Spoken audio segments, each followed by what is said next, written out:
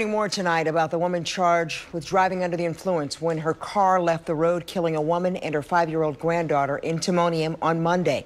WMNR 2 News' Jeff Hager has more on what investigators have turned up. A doting grandmother and a 5-year-old girl in a stroller out for a morning walk when an SUV jumped the curb, mowing both of them down. It's been really tough. My wife and I both still have the image of the little girl laying there and the grandmother. It happened in front of Joe Hartnett's house here on Girdwood Road.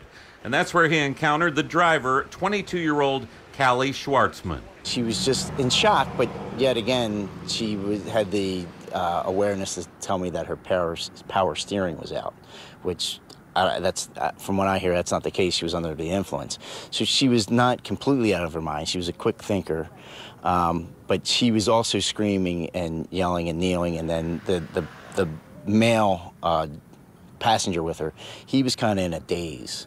While Schwartzman also told police the rain and bald tires on the vehicle had contributed to the crash, investigators turned their attention to what condition she was in. We suspected immediately that she had been driving under the influence. Of course, we're not able to release that information until we gather a little bit more evidence. But what we found at the time was she did have some items inside that vehicle that could indicate that she had been either drinking and driving or under the influence of drugs and driving.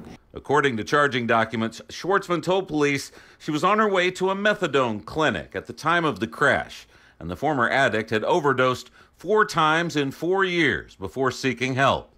She also admitted to consuming wine coolers, taking a painkiller, and smoking a bowl of marijuana the night before. Schwartzman, it turns out, was still on probation for a DWI in Carroll County last year, and had since had repeated encounters with police for driving on a restricted or suspended license, even leaving the scene of an accident after one such incident.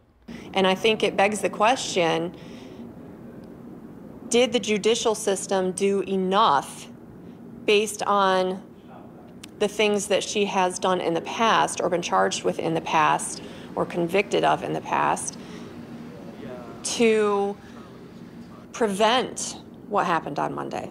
Armed with a search warrant, police later found 2 empty 6-ounce bottles of wine, residue-laden straws, and a brownish-green substance inside the vehicle, which has since been sent to the forensics lab for analysis.